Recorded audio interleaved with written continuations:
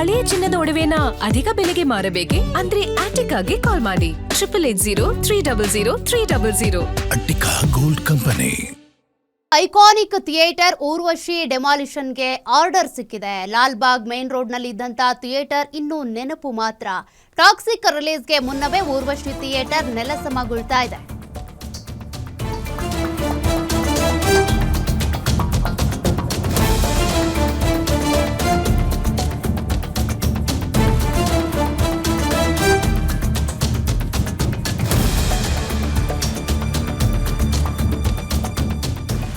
ಐವತ್ತೈದು ವರ್ಷಗಳ ಇತಿಹಾಸವಿರುವಂತ Urvashi theatre ನೆಲಸಮಗೊಳ್ಳಲಿದೆ.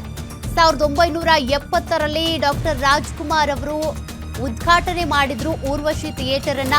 ಸ್ಟಾರ್ಗಳ lucky ಥಿಯೇಟರ್ಗೆ ಬಂದೊದಗಿದಂತ ಸಂಕಷ್ಟ 5 ಭಾಷೆಗಳ 5,000ಕ್ಕೂ ಹೆಚ್ಚು ಸಿನಿಮಾಗಳಿಗೆ ಸಾಕ್ಷಿಯಾಗಿತ್ತು ಈ ಊರ್ವಶಿ ಥಿಯೇಟರ್. ಭೂಮಾಲೀಕರು ಜಾಗ ವಾಪಸ್ ಪಡೆದ ಬೆನ್ನಲ್ಲೇ ಥಿಯೇಟರ್ ನೆಲಸಮಗೊಳ್ಳಲಿದೆ. ಟಾಕ್ಸಿಕ್ ಆಫ್ಲೈನ್ ಟಿಕೆಟ್ ಖರೀದಿಗೆ ಬಂದಂತ ಫ್ಯಾನ್ಸ್ಗೆ ಬೇಸರ ಆಗಿದೆ. ಬೆಳಗ್ಗೆನೆ ಜೆಸಿಬಿ ಮೂಲಕ ಥಿಯೇಟರ್ ನೆಲಸಮ ಪ್ರಕ್ರಿಯೆ ಶುರುವಾಗ್ಬಿಟ್ಟಿದೆ. 55 ವರ್ಷಗಳ ಇತಿಹಾಸವಿರುವಂಥ ಐಕಾನಿಕ್ ಥಿಯೇಟರ್ ಊರ್ವಶಿ ಡೆಮಾಲಿಷನ್ಗೆ ಆರ್ಡರ್ ಸಿಕ್ಕಿದೆ.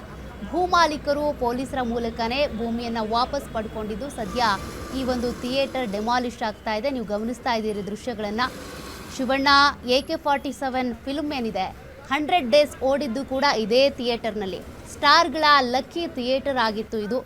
ಆದರೆ ಈ ಥಿಯೇಟರ್ ಇನ್ಮೇಲೆ ನೆನಪು ಮಾತ್ರ.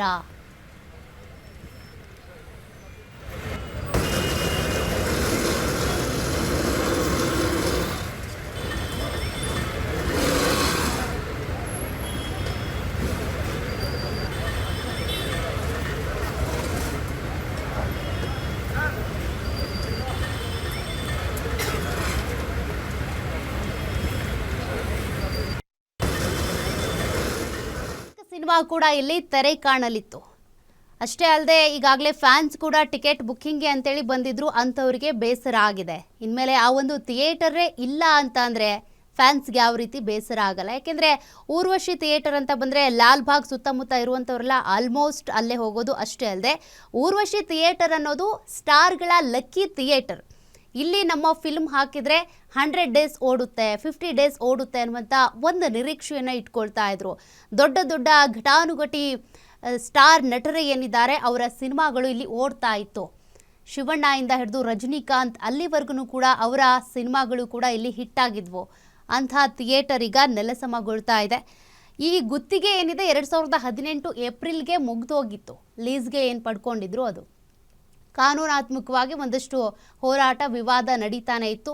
ಈಗ ಸುಪ್ರೀಂ ಕೋರ್ಟೇ ಆದೇಶ ಕೊಟ್ಟಿರೋದ್ರಿಂದ ಈ ಥಿಯೇಟರ್ ಡೆಮಾಲಿಷನ್ ಆಗ್ತಾ ಇದೆ. ಫ್ಯಾನ್ಸ್ಗೆ ಎಷ್ಟು ಬೇಸರನೋ ಅದೇ ರೀತಿಯಾಗಿ ಅನೇಕ ಸ್ಟಾರ್ಗಳಿಗೂ ಕೂಡ ಇದೊಂದು ರೀತಿಯ ನೆನಪು. ಐತಿಹಾಸಿಕ ಥಿಯೇಟರ್, ಐಕಾನಿಕ್ ಥಿಯೇಟರ್ ಏನಿದೆ ನೆಲಸಮಗೊಳ್ತಾ ಇದೆ.